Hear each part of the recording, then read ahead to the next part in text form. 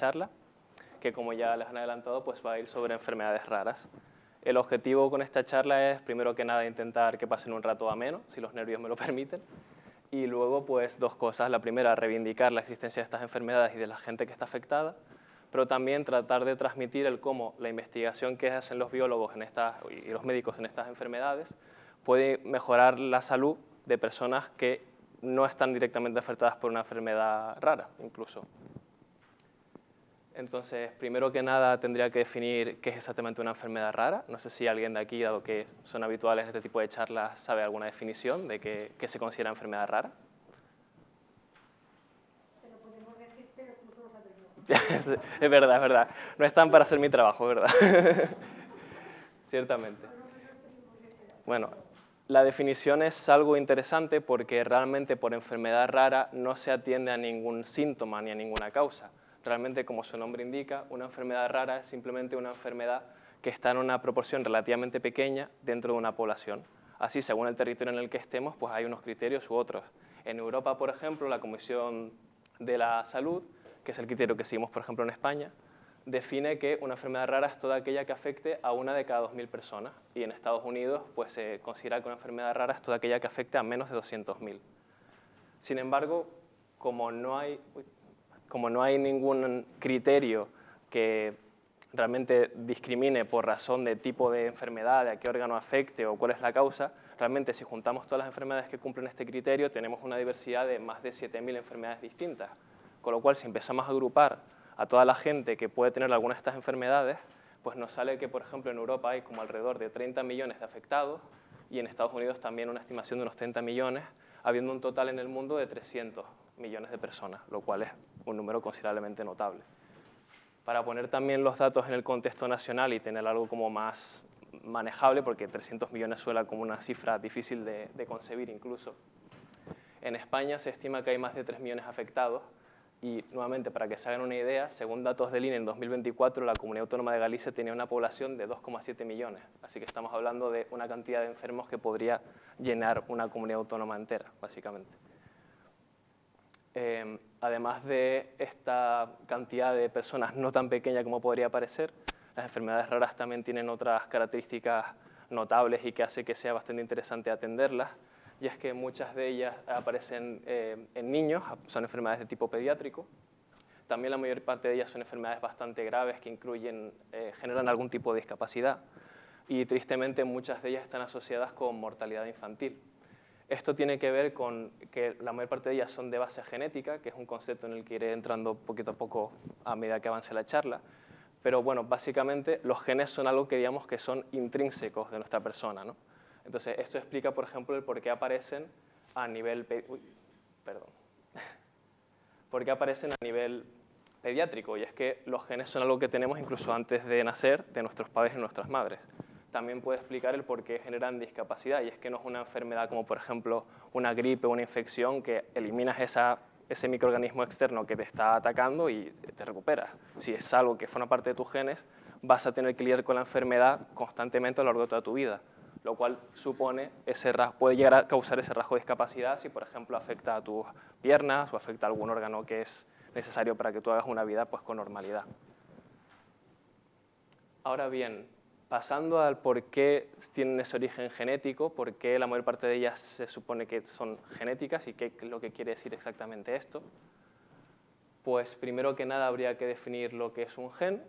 Realmente, según el campo en el que te muevas, las definiciones pueden variar ligeramente, pero yo lo defino como una unidad de información biológica transmisible entre generaciones. Esta parece una definición quizá un poco obtusa al principio, pero voy a intentar un poco desglosarla para que se entienda bien. Realmente es bastante simple. Si ustedes han visto, que probablemente sí alguna vez, la estructura típica con la que se representa el ADN, es esta especie de doble hélice, ¿no?, de cuerditas que se enrollan sobre sí mismas y que dentro tienen una serie de banditas. Estas banditas resulta que en el ADN, al menos del ser humano, solo pueden ser de 4 tipos. Las moléculas concretas se llaman citosina, guanina, adenina y timina, aunque eso tampoco es tan relevante. La cuestión es que como son siempre de 4 tipos, esto permite crear un código. Es decir, sería lo mismo que en el caso del alfabeto, que tenemos, creo, ahora mismo 24 letras, no me acuerdo, 27 o 24 letras. o en el código binario donde tienes unos y ceros y con ese pequeño código pues vas construyendo oraciones, con estas 4 posibilidades pues también puedes construir información que incluso se puede escribir en base de texto. Solemos escribirlo con las letras A, T, G y C, que son de citosina, guanina, adenina y timina. Y esa información es biológica porque lo que determina es las características del organismo que tenga esta información. Para que se me entienda, sería como una especie de manual de instrucciones que le dice a la célula, que es aquello que compone cualquier ser vivo, qué características tiene que tener, pues, por ejemplo, yo. Entonces, ahí estaría puesto, por ejemplo, en el código, pues Ángel tiene el pelo marrón, tiene el color de ojos marrón, mide tanto, más o menos. Entonces, todo eso son cosas que están determinadas genéticamente. Pero no solo son cuestiones, digamos, superficiales de mi aspecto, sino también, por ejemplo, Ángel tiene músculos funcionales que le permiten moverse por el escenario y que, por tanto, puede tener una motricidad efectiva. Ángel tiene un sistema digestivo que puede digerir la comida. Ángel tiene neuronas que le permiten pensar. Todo eso también tiene que estar incorporado en este manual de instrucciones para que todo funcione correctamente. Es por eso que en ocasiones, cuando hay algún tipo de alteración en ese manual, pues se puede incurrir en una enfermedad rara. Ahora bien, ¿por qué se pueden dar este tipo de cambios? ¿De dónde salen esos cambios en ese manual que hacen que todo se desregule? Pues bien, para eso tendría que dar una mini clase de biología, que espero que sea fácilmente entendible. Lo básico es que la célula, para formar un organismo complejo como un ser humano, pues ha tenido que dividirse varias veces. Nosotros estamos formados por miles de células y para ello ese manual de instrucciones se tiene que multiplicar por 2. Esto es lógico, si pasas de una célula a 2, para que el manual de instrucciones se mantenga íntegro, tiene que ser copiado por la célula. Entonces lo que sucede básicamente es que toda esa información se compacta. Al fin de cuentas piensen que la célula es una cosa muy pequeñita y al final toda la información que incluye el ADN pues es grandísima, pero de la misma forma que ustedes pueden coger una cuerda a varios metros y enrollarla sobre sí misma para que les quepa en la mano, la célula puede coger esa molécula de ADN y enrollarla sobre sí misma para poder compactar toda esa información. De esa forma se forman los cromosomas. Si alguno se preguntaba qué era exactamente un cromosoma, pues es eso. No es más que una parte o la totalidad, dependiendo del organismo. En nuestro caso, una parte. Una parte de ese material genético, de ese manual de instrucciones, que se compacta para que la célula pueda mantenerlo dentro de sí y lo pueda dividir. Cuando lo ha compactado, lo coloca, digamos, en el medio, y de esta forma puede repartir perfectamente a la mitad, en condiciones normales, la cantidad de material genético para que las células hijas, las células que son resultado de esa división, tengan exactamente la misma cantidad de ADN y el mismo manual que la célula que inicialmente causó la división. De esta forma el manual se mantiene en principio íntegro y todo debería ir bien. Sin embargo, existe la posibilidad de que ocurran errores en ese proceso de copia del ADN. Para copiar el ADN, la célula básicamente lo que hace es coger esa doble hélice y abrirla para poder leer la información que hay dentro.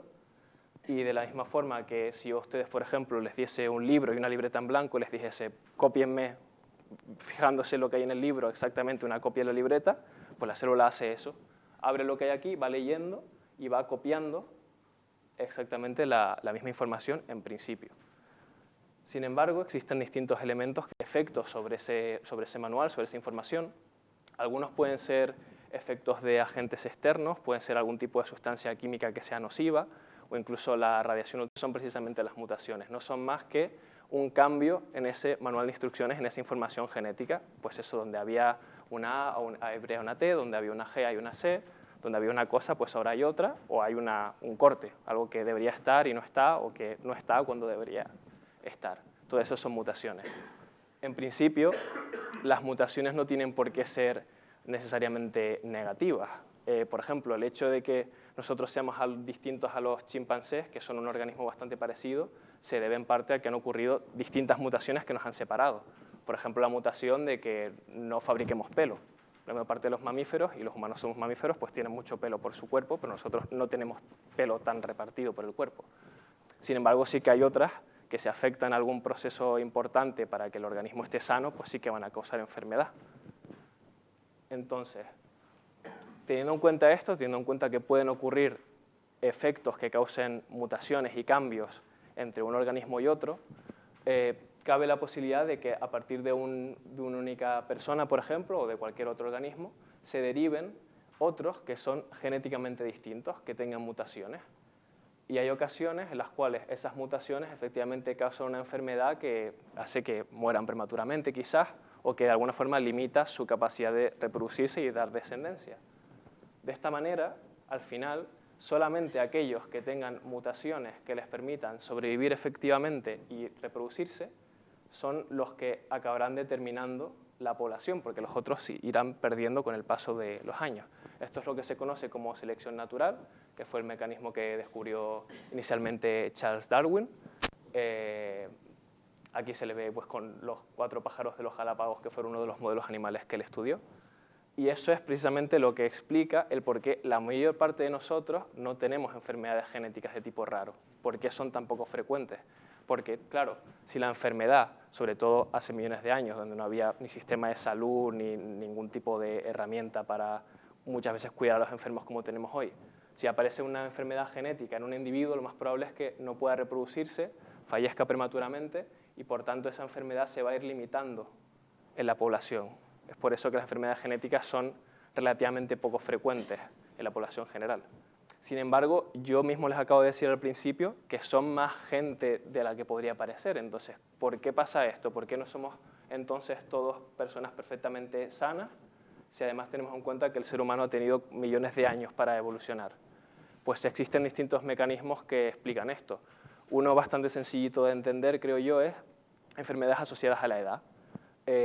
Si una enfermedad se manifiesta, por ejemplo, con 50 años, 60 años, tú ya has tenido tiempo suficiente para reproducirte y, por tanto, este mecanismo de selección natural no va a determinar que esa enfermedad no se produzca. Tú te reproducirás, tus hijos también tendrán la enfermedad a los 60, pero también tendrán margen para reproducirse efectivamente y, por tanto, la mutación se va a quedar en la población.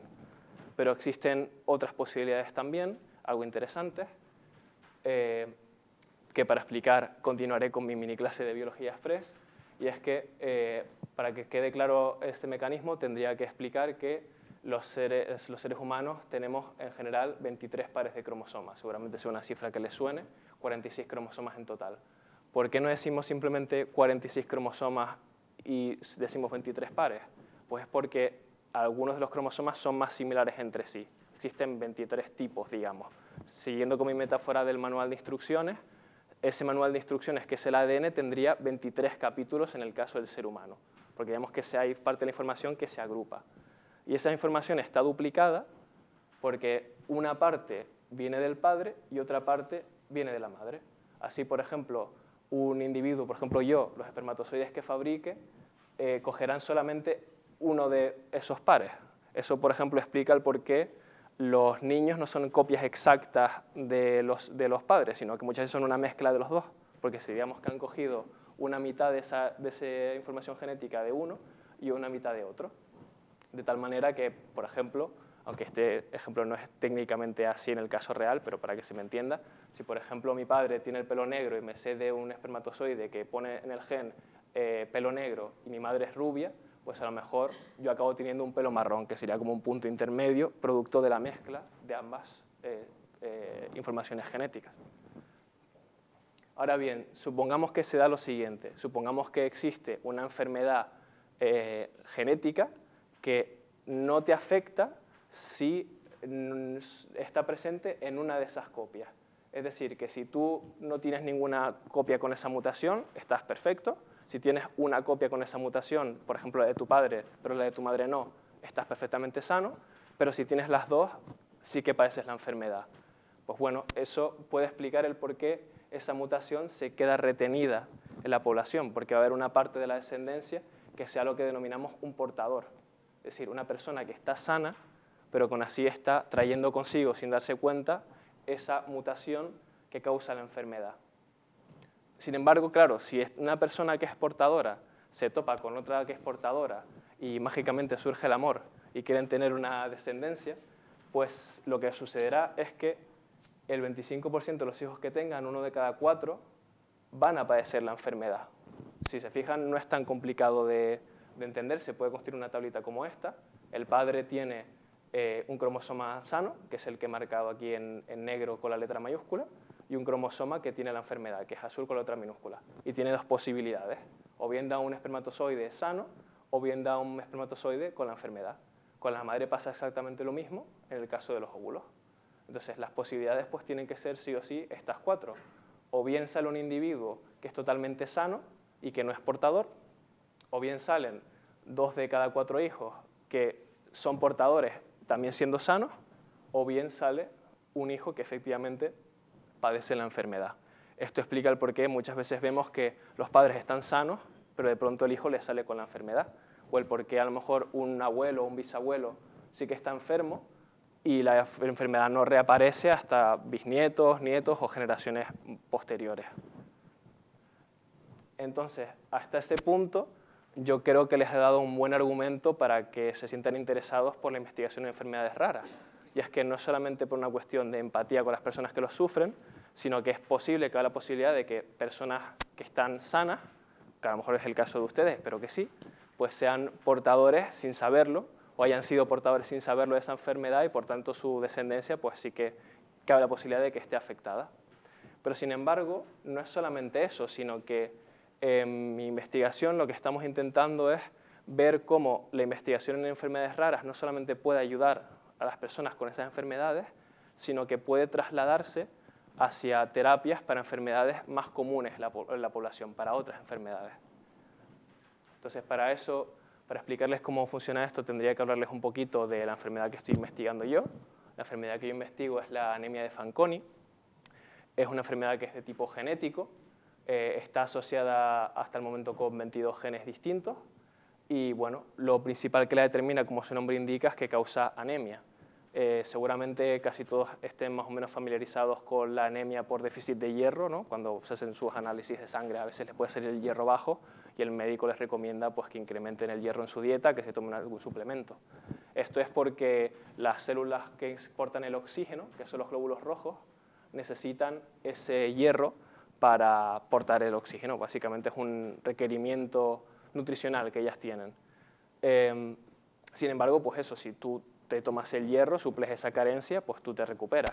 En este caso, lo que sucede con esta enfermedad es que la producción de células se limita, las células se mueren y por tanto es una anemia, digamos, que se queda contigo independientemente de que tomes hierro, de que tomes X suplementos o de que intentes arreglarlo en base a terapia. Si las células se están muriendo, por mucho hierro que tomes, no van a tener oxígeno que portar.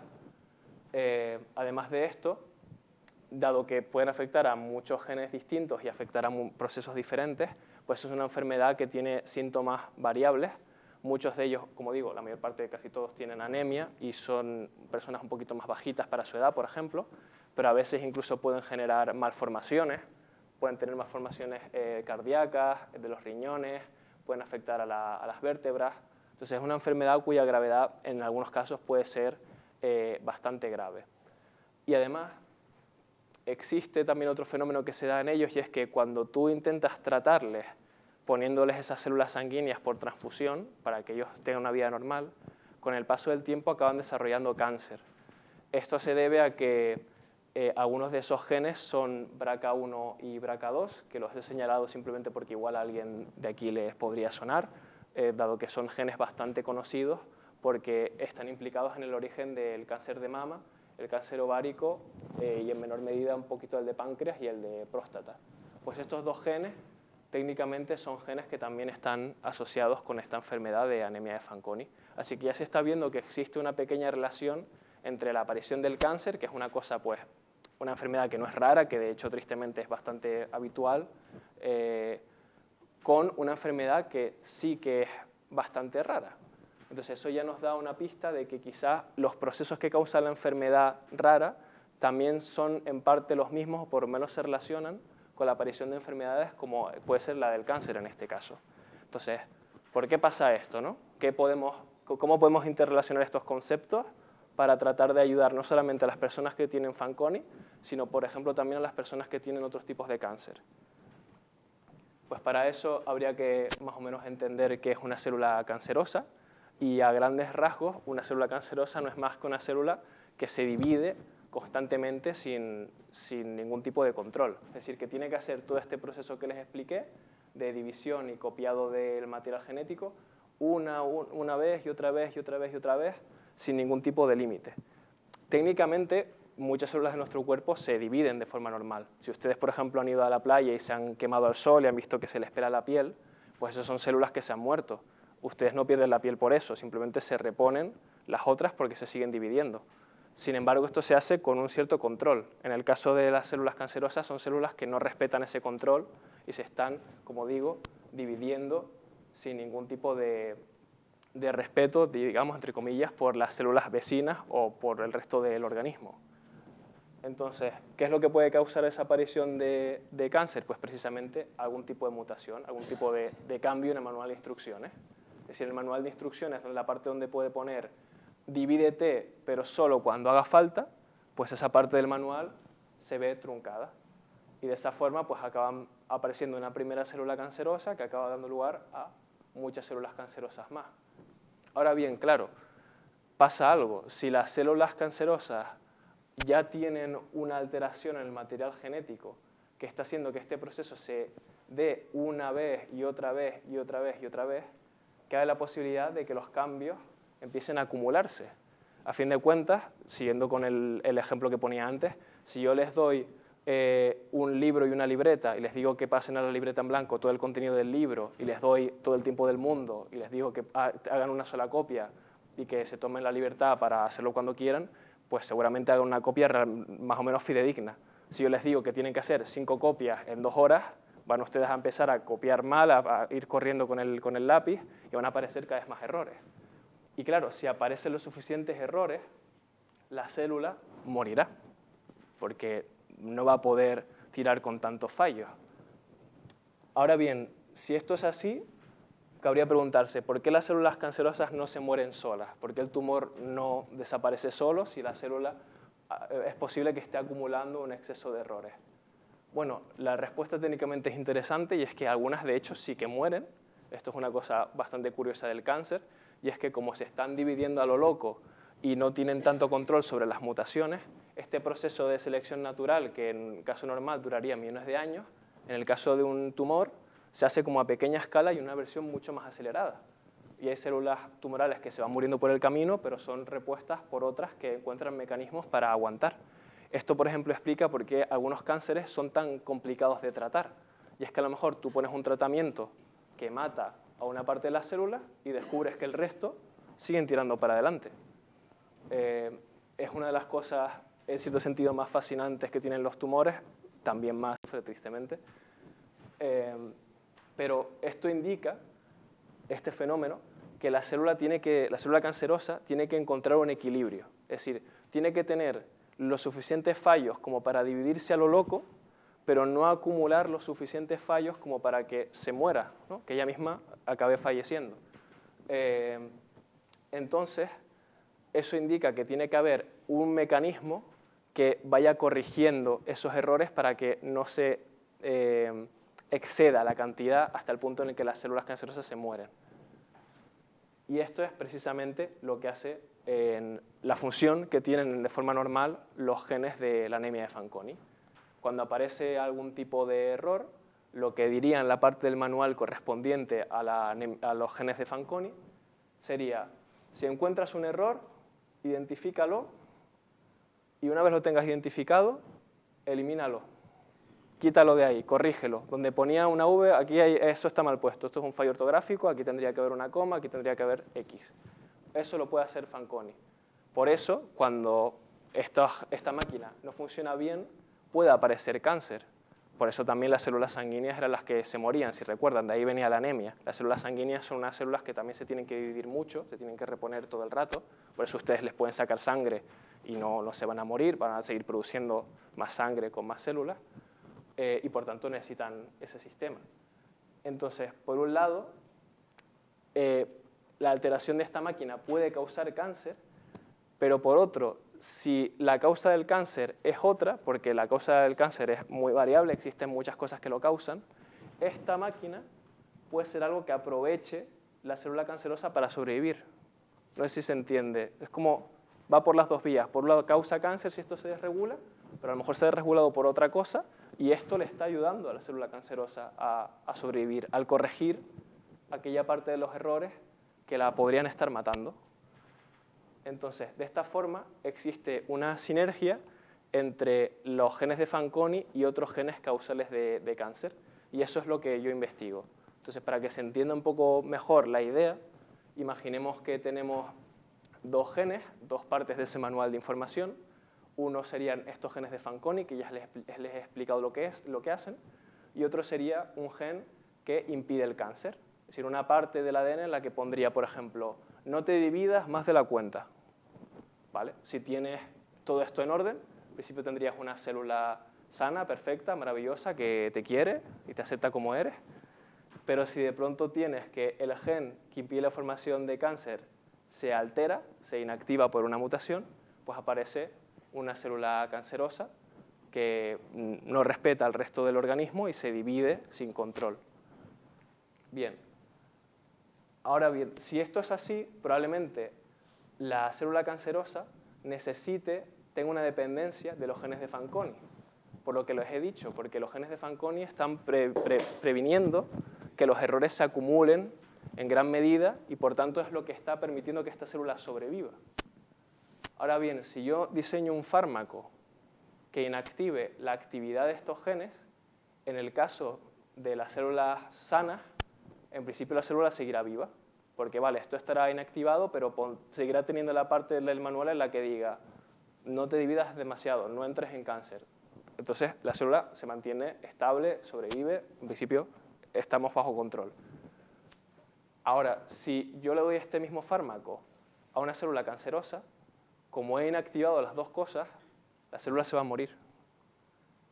Y de esta forma, si yo, que es la parte que estoy haciendo yo en mi proyecto, estudio qué genes de Fanconi tienen algún tipo de sinergia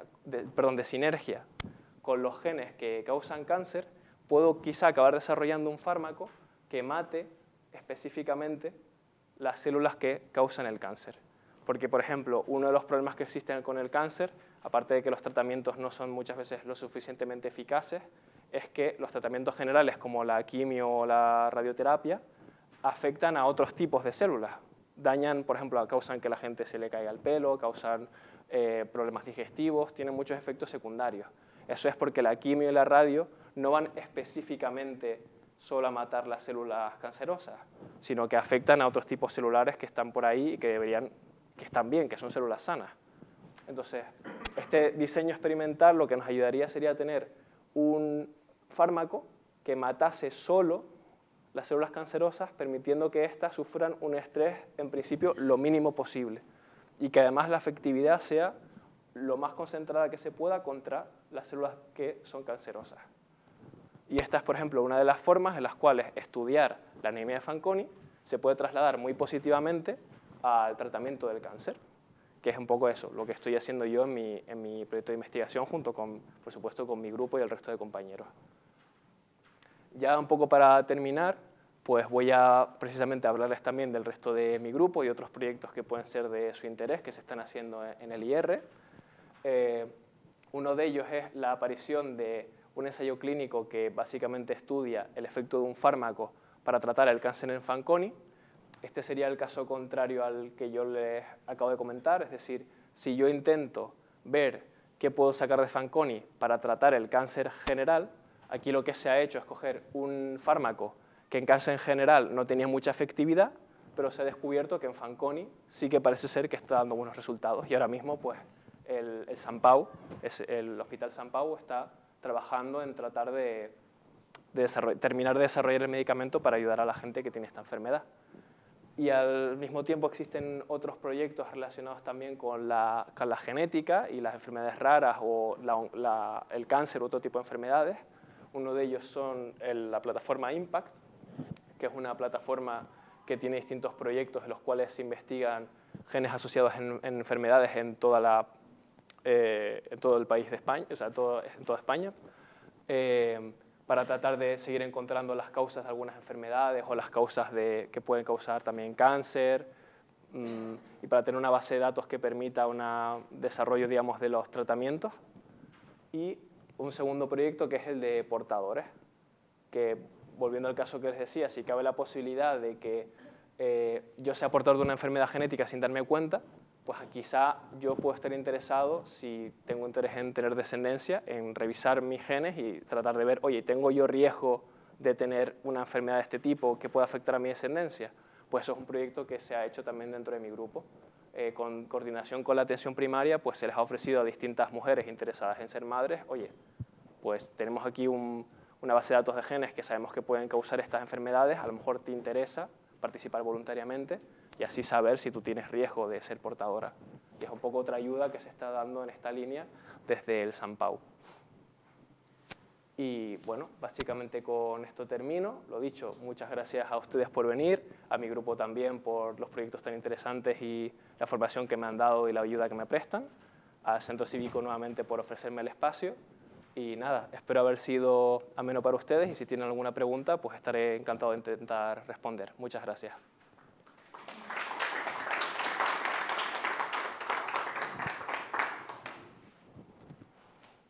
¿Sí? No, si puede ser en español, disculpa. Ah, vale. Vale, perfecto. Cuando se hace una fecundación in vitro, por ejemplo, ¿se mira si hay algún riesgo genético para el futuro niño? Sí, de hecho, puede ser que si a ti te detectan que eres portador de una enfermedad genética, pues se te recomienda en ocasiones ir a una clínica de asesoramiento reproductivo y ellos son capaces de distinguir, es decir, separar los espermatozoides, por ejemplo, en mi caso, que fuesen portadores de los que no.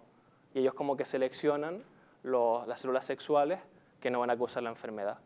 También, por ejemplo, puedes saltarte ese paso y a una mamá que esté embarazada, pues también existen pruebas para mirar si el niño está afectado. Muchas veces se prefiere lo anterior, evidentemente es menos invasivo, pero bueno, es una elección que se deja a cada quien. Hay gente que, por ejemplo, prefiere directamente adoptar, pero sí, en resumen, a nivel técnico existe la posibilidad.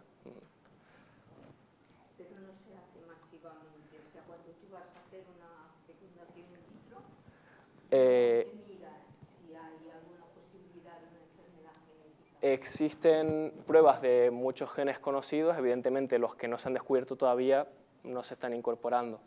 En líneas generales sí se ofrece ese servicio, hay una base de que ya sabemos que causa la enfermedad y se te miran y se te selecciona aquellos gametos que son sanos.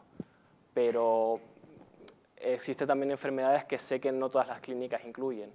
Ahí ya, como yo no estoy metido en el tema de asesoramiento reproductivo, pues dependería un poco, pero en líneas generales sí, se puede mirar. ¿Alguna pregunta más? ¿Sí? Cuando has cogido y estabas en la pantalla esta que ponías A1, A2... Sí, claro. Claro. Bueno, aquí... Sí. Entiendo que esos A1 ya, corrígeme si Claro. seguramente lo que digo esté mal. Entiendo que A1 y A2 será un alelo del padre, alelo de la madre. No necesariamente, o sea, es verdad que la nomenclatura de A1, A2, o sea, las A se suelen utilizar para los alelos, muy bien, o sea, pero en este caso sería un gen completamente distinto. O sea, un alelo, o sea, me imagino que usted ya lo sabrá, es una posible copia de un mismo gen. Si tenemos el gen, el gen BRCA, por ejemplo, que es causal de cáncer, pues el alelo sería cada una de las copias, la copia de la madre o la copia del padre. Pero no es lo que yo he intentado transmitir aquí. Aquí A2 es otro gen totalmente distinto. O sea, son dos genes distintos. Exacto. Estás hablando del mismo gen. Exactamente. Lo que pasa que el nexo de unión que tienen, digamos, es que en este caso, cuando este se inactiva, este tiene que reforzar su actividad para que la célula sobreviva. Por eso, digamos que están ligados y los he llamado A1, A2. Son dos genes que hacen dos funciones distintas. Exacto, exactamente. O que participan en una misma función, uno en una proporción y otro en otra, y por tanto, cuando este no hace su trabajo, este trabaja el doble. Eso también puede ser. Y el producto de la enfermedad, si está mal, sería el A2. El que causaría cáncer sería... Cuando este A2 pues, está con la enfermedad, es el A1 el que va al rescate porque sería el que tendría el mecanismo ese de arreglarlo. funcionar. Ajá, exactamente. Sí, esta era un poco la parte un poquito más compleja, yo creo, de entender, pero sí, perfectamente lo ha... Cuando has dicho que estaban afectados 22 genes, Sí. no todos causan la... ¿Están localizados en estos genes en diferentes cromosomas? Sí, algunos están localizados en diferentes cromosomas. Sé que la mayor parte de ellos están en un único cromosoma. Ahora mismo no recuerdo, porque la herencia es por un lado ligada al sexo, es decir, que está en el cromosoma X, que es el que define el ser mujer, y luego también hay una parte que es autosómica, que cumple este patrón. Este patrón de aquí, vuelvo un poquito para atrás, bastante para atrás quizás. Este patrón de aquí sería lo que llamamos un patrón autosómico. Autosómico en líneas generales quiere decir que no están afectados los cromosomas sexuales y es recesivo porque no es dominante. Es decir, necesitas las dos copias para tener la enfermedad. Entonces, la enfermedad de Fanconi es en parte, algunos de esos genes son de herencia autosómica recesiva y otros son ligados al sexo. Así que les sé decir de seguro que algunos están en el X, pero los otros no recuerdo ahora qué cromosoma está.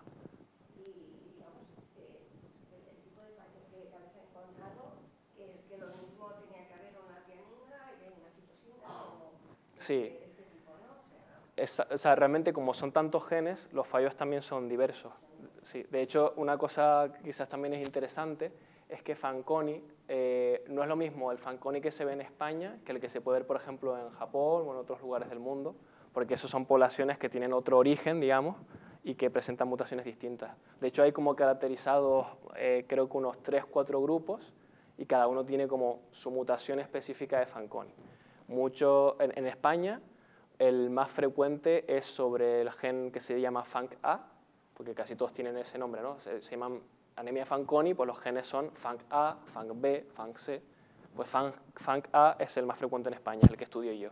Pero si estuviésemos en otro territorio, pues seguramente la proporción variaría y los efectos podrían ser un poquito diferentes. Sí. ¿Hay más niños que están que chicas? Sí, está ligado a eso. Sí, efectivamente. ¿Y qué esperanza de vida? Claro, con el tratamiento de trasplante de médula, que lo que hace es reponer esas células sanguíneas, pues tiene una esperanza de vida, creo que actualmente rondará... Lo dudo porque justamente ahora acaban de salir precisamente estos tratamientos del tumor, para tratar el tumor, y están habiendo proyectos de terapia genética. No sé hasta qué punto se han desarrollado, creo que eran entre 30 y 40 años. Sí, efectivamente. Sí, pueden llegar a adultos, sí, sí, sí. Pueden llegar a adultos y sobre todo, muchas ocasiones, si se les trata con el trasplante perdón, la reposición de células. Lo que pasa es que acaban desarrollando cáncer, ese es el problema, cáncer más prematuro. Pero sí, se pueden reproducirse, llegar a adultos y, en principio, sobrevivir.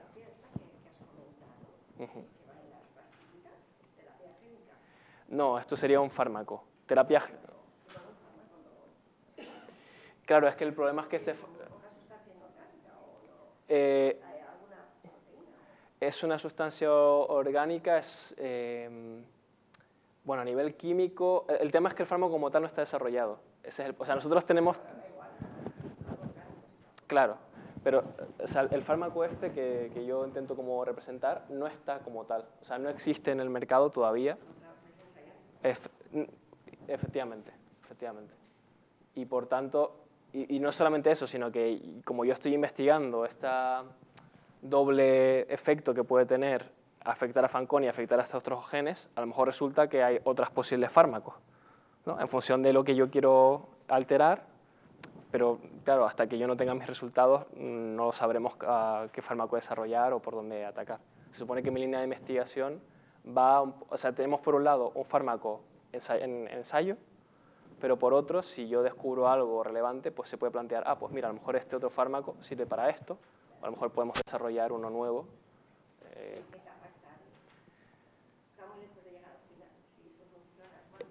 El fármaco, es que ahí ya me meto en como contenido confidencial, que no porque se está desarrollando, no sé si, no les sabría decir sinceramente, ahora mismo no hemos llegado siquiera a ensayos en ratón, que es un modelo que, entonces sí, va a tardar.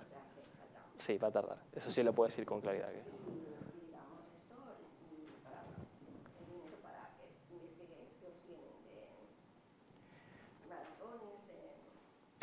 Pues Sí, está la maratón esta que hacen aquí en Cataluña. Mi jefe es el doctor Jordi Surrayés, estuvo hecho la maratón. Algunos si conocen el Sant Pau quizá les suene. Él es el director del Instituto de Investigación del Sant Pau. Y luego, por ejemplo, mi beca está financiada por el Ministerio de Educación, es una beca para predoctoral, entonces tenemos como financiación varia. Claro, como tenemos este proyecto del fármaco, se ha intentado buscar financiación privada, colaborando con alguna farmacéutica que pueda estar interesado en colaborar con el desarrollo del fármaco. Pero ahí es verdad que son gente que no suele poner el dinero si no está ya la cosa más encaminada, ¿no? Como mínimo. Sí, claro, efectivamente. Pero sí, en principio recibimos financiación, hay algunos proyectos que vienen de fondos de Europa, el Ministerio de España también aporta esta maratón. El centro de investigación tiene creo que su unidad para aceptar donativos. Ahí Jorge creo que sabrá un poco más de ello, de cómo funciona. Exacto. Y eso son campañas más pequeñas. La maratón también es mecenazgo, a grandes rasgos. Y luego hay convocatorias específicas ligadas a proyectos específicos que también permiten que a nivel de ciudadano de aquí de calle podamos hacer una donación de 5, 10, 50, 500 cada uno. Sí. Dentro de campañas específicas que van dirigidas a proyectos. Sí, de líneas generales lo principal casi siempre son fondos estatales y fondos europeos, lo más habitual. Pero sí es verdad que se abre la posibilidad de eso, de que, como él dice, campañas en las que participe la ciudadanía y a lo mejor financiación privada si consigue convencer a alguna empresa. Pero hay estas dos últimas posibilidades. La primera porque mucha gente no conoce lo que se está haciendo, tristemente, pues no se recauda a veces demasiado. Y la segunda, pues lo dicho, está ese interés de que solamente se apuesta por proyectos que se sepa que van a ser rentables. Entonces, pero bueno, se va sacando algo. ¿Sí? Voy a hacer una pregunta un poco personal. Sí. Aparte de esto. Mi padre tuvo un cáncer de esófago y entonces mis 3 hermanos han tenido cáncer y las 3 chicas no. Sí. ¿Tiene algo que ver lo de...? Sí, eso es lo que se denomina ligación al sexo, que quizás antes no me paré a explicarlo muy bien. Y es que, claro, hay ciertas ocasiones en las cuales esa causa de la enfermedad está ligada al cromosoma X. Y las mujeres tienen 2 cromosomas X, pero los hombres solo tienen uno, el X y el Y. Entonces, cuando la madre le da a su hija un cromosoma X que a lo mejor está afectado, pues si el padre le da el otro X que está sano, la mujer es portadora, pero no tiene por qué tener el cáncer. Sin embargo, como los varones solo van a recibir un X, no tienen forma de subsanar. Si les toca el malo, les toca la enfermedad, porque no tienen una forma de subsanar esa copia. No sé si me he dado a entender. Esto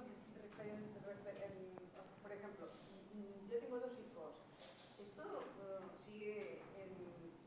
Sí, la descendencia, sí. Pero sí que está... Bueno, porque no tengo 2 hijas, tengo 2 hijos. Pregunto. ¿La posibilidad sigue siendo también o no? Sí, de que su descendencia la tuviese, sí. Sus nietos. En este caso, a ver, si la ligación al sexo fuese total, no. Porque claro, si sus hijos han dicho que están sanos, o si en principio ellos no, bueno, a lo mejor... Mis hijos tienen 40 años, ¿eh? Vale. Es que tampoco, o sea, yo lo que espero... Solamente es una pregunta así un poco... Sí. O sea, yo primero que nada espero que sus hijos nunca desarrollen cáncer, evidentemente. Pero si resulta que lo desarrollan, sí que la línea seguiría porque ellos tienen el cromosoma X, lo tendrían afectado. Si resulta que no lo desarrollan y se sabe a ciencia cierta que el origen está en el cromosoma X, le puedo decir que no, que sus hijos están sanos porque tienen la copia buena. Si tuviesen la copia mala, tendrían cáncer. ¿Y esto se puede saber o no? Sí, evidentemente, no todas las enfermedades tienen un origen tan concreto de, oye, este cromosoma, esta causa se sabe a 100%. Hay veces que lo que dan son probabilidades.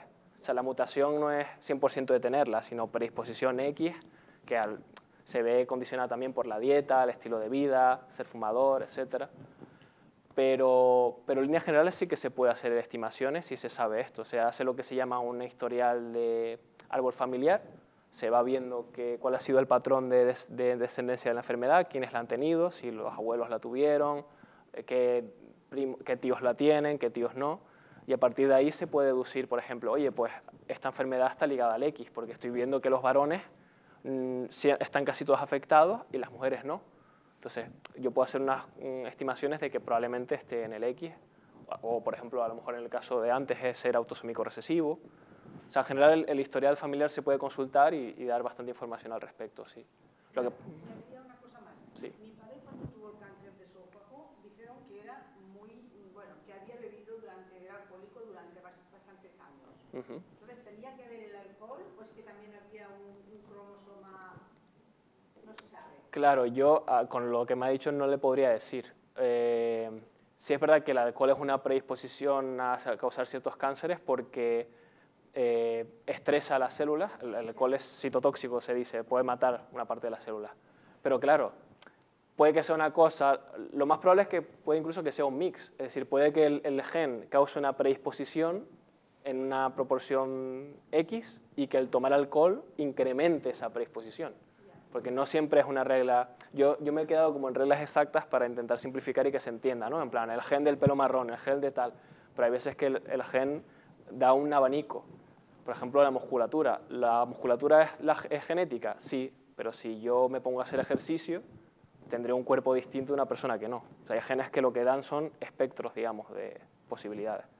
Entonces, en el caso de su padre, pues tendría que, por ejemplo, a lo mejor revisar BRCA1 y BRCA2, ver si lo tiene alterado. BRCA1 y BRCA2 sé que están ligados al sexo. A lo mejor si lo hiciese un estudio... Ya, lo siento. Solamente es una pequeña duda que hoy se me ha presentado Sí. la posibilidad de hacer un poco de... Sí, bueno, pero el punto es ese, que sí, a lo mejor sí que se encuentra como una causa concreta, digamos. Nada. Luego una cosa de estas lo consulté, mi familia ha habido cáncer y me dijeron que antes de hacerme un estudio, si eran distintos tipos de cáncer que no tenían las mismas posibilidades de cualquier otra persona, porque eran diferentes tipos de cáncer. Ok. Claro, de colon, de páncreas y de pecho, entonces que si fuera el mismo tipo de cáncer, sí que entonces pues, un estudio tenía muchas posibilidades de tenerlo, pero si eran distintos tipos de cáncer, pues que no, Claro, porque eran no tenía una influencia muy grande de que lo padeciera. Claro, porque eran distintos tipos en su familia, a lo largo de su familia. Claro, sí, claro, ahí la lógica es un poco esa, que efectivamente sí se sabe que, o sea, si fuese solo el mismo tipo de cáncer y hay un gen concreto que estamos asociando, por ejemplo, el cáncer de pecho, pues sí, si el cáncer es variado, tendería a indicar que igual no va por ahí, porque, exacto. Aunque también, o sea, cabría la posibilidad, o sea, yo no lo descartaría así, o sea, tendría que revisar para decirle yo, efectivamente estoy completamente de acuerdo, pero sí, es un razonamiento que tiene sentido, sí. Sí, sí. Envejecimiento, si no fuera por la máquina de Fanconi, estaríamos hablando de que el crecimiento sería muchísimo más rápido corporal. Sí, o sea, no es la única causa de tumor. O sea, por un lado, es lo que intentaba decir antes, por un lado, si la máquina de Fanconi se rompe, sí que se tiende a generar ese tumor, porque ya estás como generando esos primeros errores. Pero al mismo tiempo, no es solamente eso, de que si no la tienes, puedes causar tumor y tienes un crecimiento tumoral acelerado, sino que a lo mejor tienes el tumor por otra causa y la máquina de Fanconi es lo que está asegurando la supervivencia. Por eso lo del proyecto, la idea está de desarrollar la terapia que valiese para matar a... Aquí Fanconi no está incrementando, o sea, el tumor está permitiendo que esta célula sobreviva. O sea, bueno, estaría incrementando en el sentido de que la célula se sigue dividiendo y sí que desarrolla el tumor, pero me refiero, no es la causa del tumor. La causa del tumor es en principio esta. Y esto lo que asegura es que la célula siga con vida. Pero este gen realmente, en condiciones normales, es bueno, o sea, no causa tumor. No sé si se me entiende el matiz. ¿Alguna preguntita más? ¿La diabetes también se transmite? ¿Cómo, perdón? La diabetes. La diabetes sí que tiene un factor genético, pero no les sabría decir cuál. La verdad es que escapa a mi campo. ¿Algo más? Pues nuevamente, muchísimas gracias por las preguntas y por atenderme.